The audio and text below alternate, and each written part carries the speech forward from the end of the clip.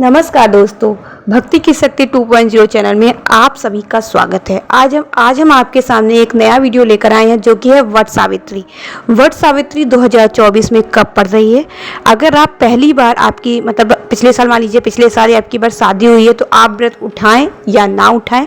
आप ये व्रत कहाँ से उठाएंगे, मायके से उठाएंगे या ससुराल से उठाएंगे, इसकी सही तारीख क्या है, आपकी को पूरी जानकारी हम अपने इस वीडियो के माध्यम से आपको बताएंगे। तो आप अंत तक ज़रूर बने रहें।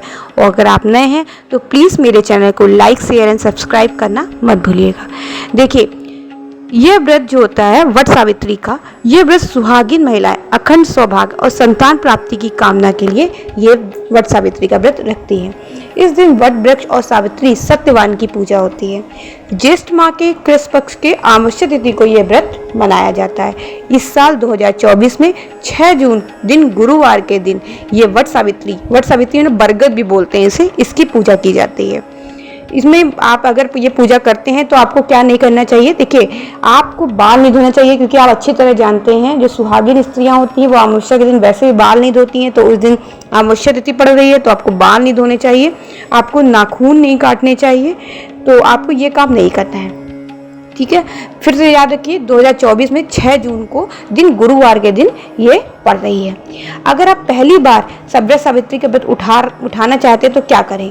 यदि आप पहली बार व्रत सावित्री का व्रत उठाना चाहते हैं तो उठा सकते हैं, क्योंकि इस बार आप जानते हैं ना ही कोई मलमास पड़ रहा है ना ही कोई अधिक मास पड़ रहा है, तो आप व्रत उठा सकते हैं। ये आप अभी एक अपने नियम देख लीजिए आपके ससुराल में क्या कहते हैं, उसी अकॉर्डिंग कर सकते हैं। आप तो मायके में जो कहते हैं वो तो नहीं, आपके ससुराल में क्या होता है आप वो देखकर एक बार उनसे भी पूछ लीजिए, अपने बूढ़े बुजुर्ग से, फिर आप आगे काम करिए।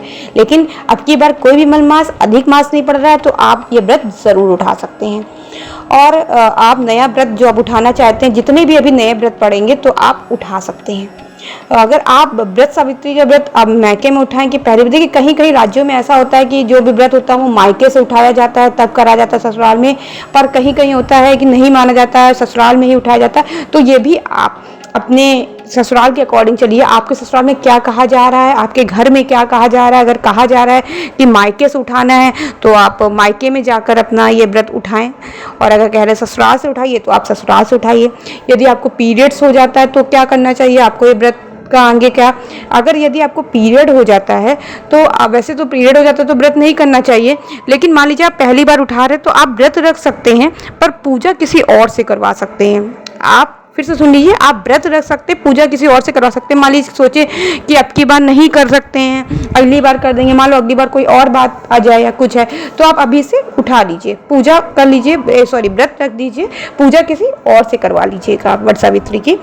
तो आप इतना काम जरूर करिएगा। देखिए, वट सावित्री की पूजा विधि क्या है। आप सुबह प्रातःकाल जल्दी उठकर आप व्रत का संकल्प लें।